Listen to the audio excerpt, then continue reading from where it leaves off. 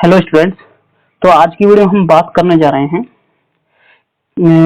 अगर हमें डाइपोल दे रखा है तो उसकी वजह से किसी भी पॉइंट पर इलेक्ट्रिक फील्ड कितनी होगी, और अगर उसी डाइपोल को हम यूनिफॉर्म इलेक्ट्रिक फील्ड में रख देंगे तो उस पर उसकी जो मोशन है वो मोशन किस तरीके से वो मूव करेगा।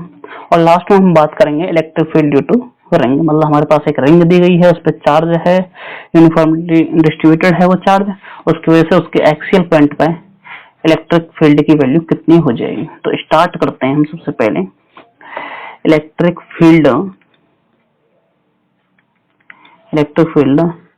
Eight any point due to dipole. तो हम मान लेते हैं, लेट अस सपोज कि हमारे पास ये एक डाइपोल है और यहाँ पर चार्ज है हमारा -q, ये चार्ज हो गया +q, और जो इसकी सेपरेशन है चार्जेस के बीच में वो हम 2a लेकर चलते हैं। तो 2a मान लेते हैं ताकि हमारी जो कैलकुलेशन है वो इजी हो जाए। सेंटर पॉइंट मान लेते हैं, ये पॉइंट सेंटर है और यहाँ से किसी r सेपरेशन पे मान लेते हैं ये हमारा एक पॉइंट है P, और इसकी जो सेपरेशन है सेंटर से वो हमारी r दे रखी है, सेंटर को मान लेते हैं हम O।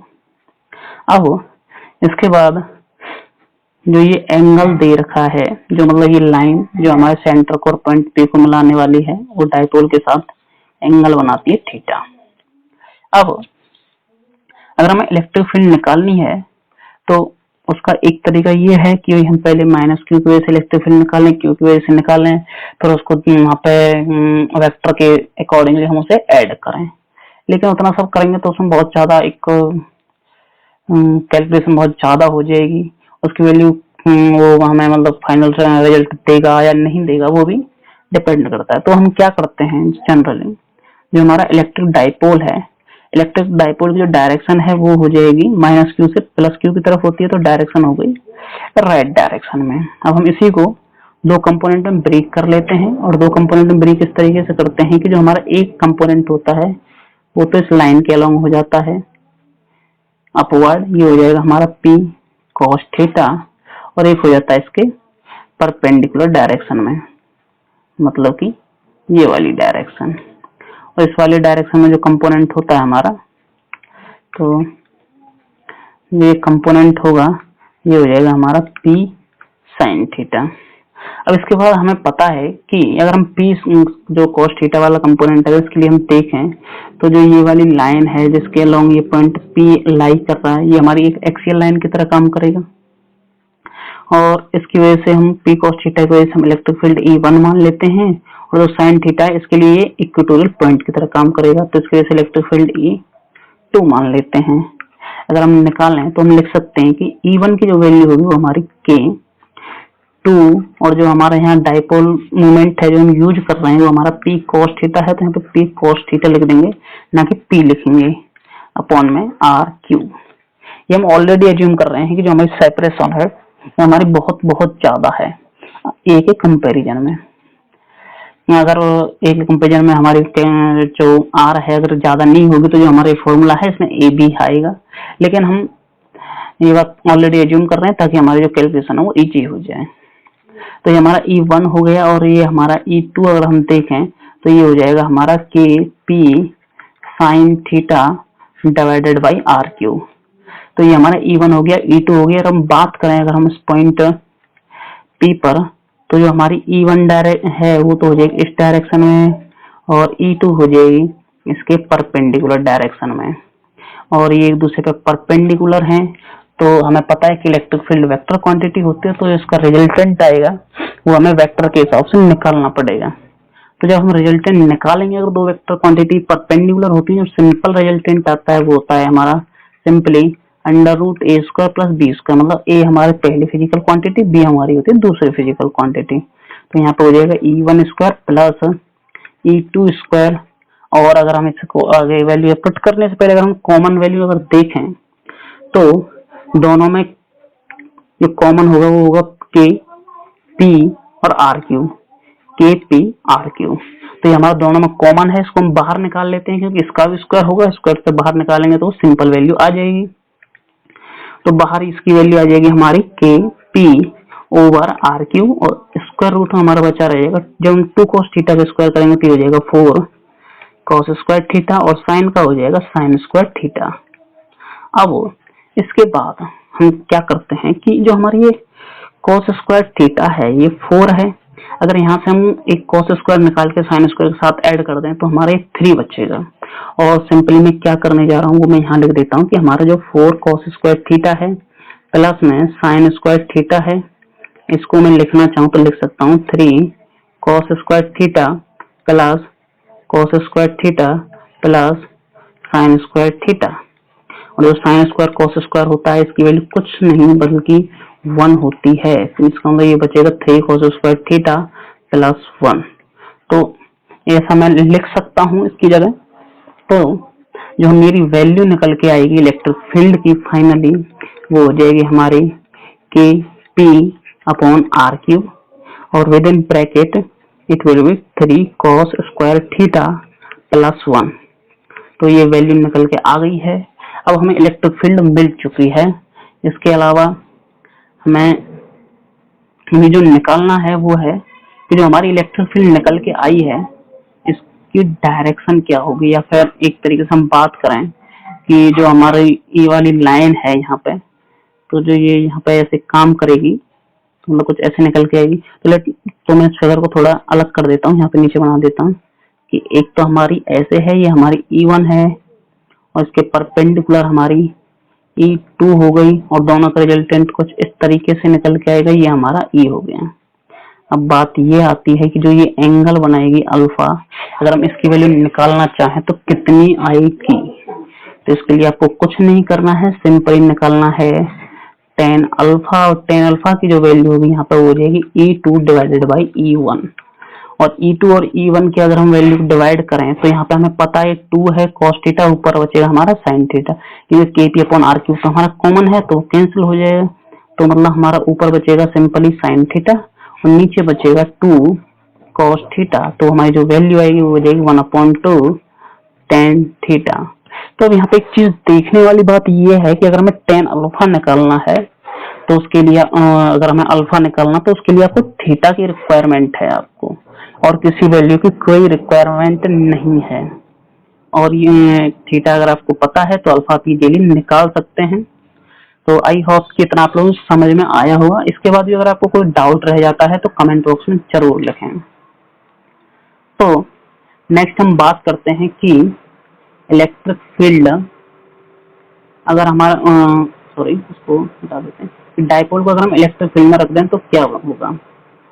डाइपोल इन यूनिफॉर्म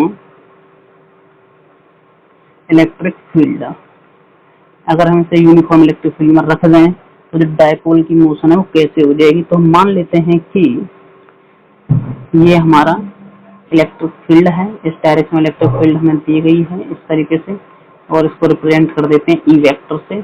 और यहाँ पे हमारे पास कोई एक डाइपोल है, इस तरीके से ये दिया गया है, ये यहाँ पे एक चार्ज है, यहाँ पे एक चार्ज है, ये चार्ज हमारा प्लस क्यू है, यहाँ पे चार्ज माइनस क्यू है।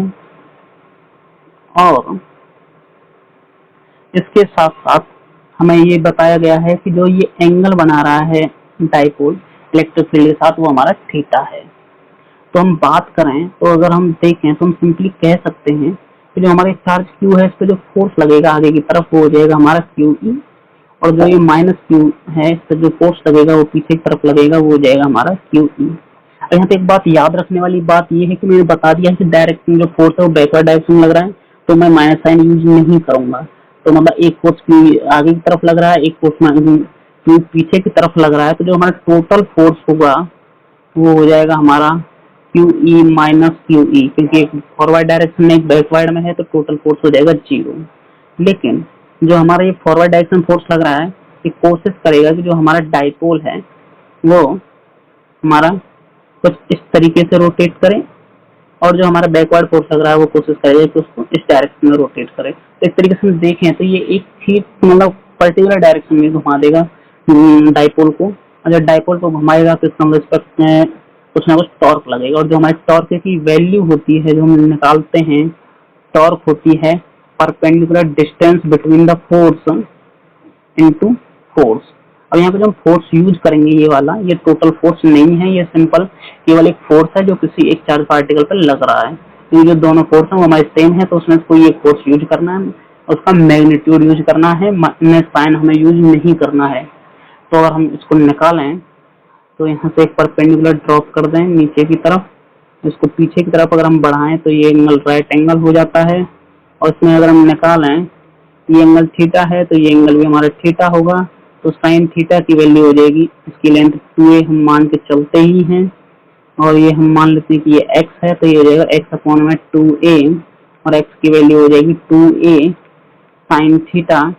तो जो हमारा टॉर्क है वो हो जाएगा हमारा 2a साइन थीटा, फोर्स है हमारा QE, और इसी को अगर हम आगे लिखना चाहें तो 2QA, इसको हम P लिख सकते हैं, और ये हमारा E हो जाएगा, और साइन थीटा साथ में है ही, ये हो जाता है हमारा टॉर्क।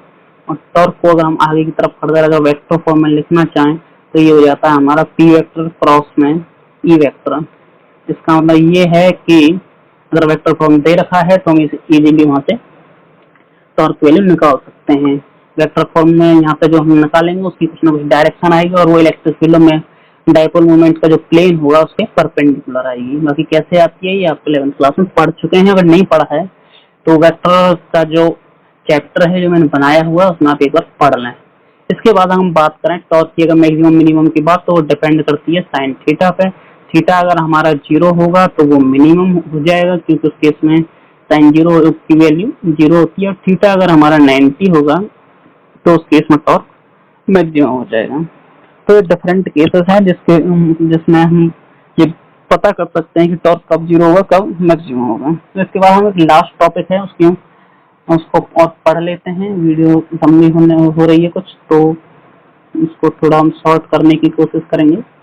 रिंग है तो ये हमारे पास एक रिंग दी गई है, और ये हमारा एक पॉइंट हो गया है, और यहाँ से इसकी जो रेडियस है वो मान लेते हैं कि वो a है। रेडियस सेंटर से जो पॉइंट की सेपरेशन है वो हमारी r है।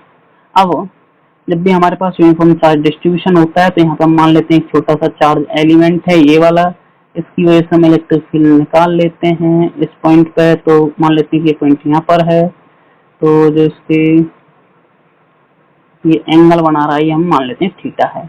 छोटा सा एलिमेंट है, इसकी थिकनेस dx है, चार्ज इसका dq है, तो यहाँ पे इलेक्ट्रिक फील्ड होगी वो भी हमारी de हो जाएगी। इसको दो भागों में ब्रेक करें तो इधर ये de cos थीटा हो जाएगा, और इसके परपेंडिकुलर डायरेक्शन में ये हमारा हो जाएगा de sin थीटा। तो अभी ये बात तो हम कुछ एज्यूम नहीं कर रहे हैं कि और क्या हो रहा है, तो पहले हम बात कर लेते हैं कि जो हमारे साइन थीटा वाला कंपोनेंट है, जैसे नीचे की तरफ है तो एक हमारा यहाँ पे भी कंपोनेंट चार्ज एलिमेंट होगा, उसके वजह से इस पॉइंट पर हम इलेक्ट्रिक फील्ड निकालेंगे। तो उसकी वजह से जो हमारी इलेक्ट्रिक फील्ड की जो डायरेक्शन होगी वो भी मतलब एक उसका भी वेक्टर कंपोनेंट ऊपर की तरफ आएगा डी साइन थीटा, वो एक दूसरे को कैंसिल आउट कर लेंगे। तो इसका मतलब ये जो हमारे साइन थीटा वाला कंपोनेंट है वो लगातार कैंसिल होता चला जाएगा। जो हमारे पास बचेगा वो सिर्फ और सिर्फ बचेगा हमारे पास कॉस थीटा वाला कंपोनेंट। तो इसका मतलब ये है कि हमें सिर्फ केवल कॉस थीटा वाला कंपोनेंट यूज करना है, साइन थीटा वाला यूज नहीं करना है। तो इसका मतलब ये हुआ कि जो हमारी इलेक्ट्रिक फील्ड है वो हमारी मिलेगी हमें integration of D cos theta. अब हम बात करते हैं अलग अलग वैल्यूज की, हम डी की वैल्यू क्या रखें। तो हमें पता है कि जो डी क्यू है वो हो जाएगा हमारा, डी क्यू को हम चार्ज है तो उसको हम डी क्यू ही रख लेते हैं, चार्ज स्मॉल चार्ज। और इसके बाद जो हम डी की वैल्यू निकाल रहे हैं उसे हो जाएगी हमारी के डी क्यू, क्योंकि चार्ज तो हमारा छोटा सा है, एक स्मॉल एलिमेंट है डी क्यू, और अपॉन में सेपरेशन। सेपरेशन मतलब जो हमारा ये वाला पॉइंट है और इसके पॉइंट के बीच की सेपरेशन, ये हो जाएगी हमारी ए स्क्वायर प्लस आर स्क्वायर। और इसका भी हमें स्क्वायर करना है तो नीचे आ जाएगा ए स्क्वायर प्लस आर स्क्वायर। और साथ में हमारा कॉस थीटा भी है, तो कॉस थीटा की वैल्यू अगर हम निकालें ट्रायंगल से तो कॉस थीटा की जो वैल्यू आएगी वो हो जाएगी हमारी R over under root A square plus R square. अब हम इसको वैल्यू को पुट कर देते हैं, तो पुट करने पर हमें मिलेगा डी की वैल्यू हुई K D Q upon A square plus R square, और कॉस थीटा की वैल्यू हमारी सिंपली है आर अपॉन में A square plus R square. इसी को हम फर्दर लिखना चाहें तो लिख सकते हैं K R upon A square plus R square की पावर 3/2 इंटू डी क्यू। तो इसका मतलब ये है कि जो हमारी ये क्वांटिटी बची है ये वाली, इसमें विद इन रेड ब्रैकेट, ये हमारी कांस्टेंट होगी, क्योंकि के कांस्टेंट है, आर कांस्टेंट है, ए कांस्टेंट है, ये तो हमारी चेंज नहीं होने वाली, बचा हमारा चार्ज को हमें इंटीग्रेट करना है। तो मान लेते हैं कि टोटल चार्ज अगर हमारा क्यू है, तो सिंपली जो हमारा ये इंटीग्रेशन है इसकी वैल्यू आ जाएगी K Q R divided by A square plus R square to the power 3/2। ये हमारी हो जाएगी टोटल इलेक्ट्रिक फील्ड। और इसके साथ साथ अगर हम इसमें अगर अलग अलग कंडीशन से यूज करना चाहें तो वो भी हम यूज कर सकते हैं कि मान लो फॉर एग्जांपल कि जो हमारा ये चार्ज है, अगर यहीं पर हम कहते हैं कि जो हमारी आर है, आर ए के कंपेरिजन बहुत ज्यादा बड़ी हो जाए तो उस केस में क्या होगा। तो उस केस में कुछ नहीं, सिंपली जो हम पढ़ते हैं, जैसा कि हम पढ़ते आए हैं, अगर यहाँ पे हम पुट कर दें कि R is very very greater than A, तो A square plus R square की पावर 3/2 की जो वैल्यू होगी वो सिंपली हो जाएगी आर क्यूब, और ऊपर के क्यू आर है और नीचे अपॉन में आर क्यूब है। तो जो यहाँ पे हमारी फाइनल वैल्यू हमें मिलेगी वो हो जाएगी के क्यू अपॉन में आर स्क्वायर। तो इसका मतलब ये है कि अगर सेपरेशन बहुत ज्यादा है तो इसमें जो हमारी रिंग है वो एक पॉइंट चार्ज की तरह बिहेव करती है। ये क्वेश्चन पूछ भी लिया जाता है कि कब हमारी रिंग एक पॉइंट चार्ज की तरह बिहेव करेगी, तो आपको बताना है कि जब हमारी आर की वैल्यू रेडियस की कंपेरिजन बहुत बहुत ज्यादा बड़ी हो जाती है तो उस केस में रिंग हमारी पॉइंट चार्ज की तरह बिहेव करेगी। तो आज की वीडियो में इतना ही, और इसके अलावा जो हमारी नेक्स्ट वीडियो है उसमें हम पोटेंशियल के बारे में पढ़ेंगे। अगर इसके अलावा आपका कोई डाउट हो तो कमेंट बॉक्स में जरूर लिखें। वीडियो को लाइक शेयर सब्सक्राइब करना ना भूलें।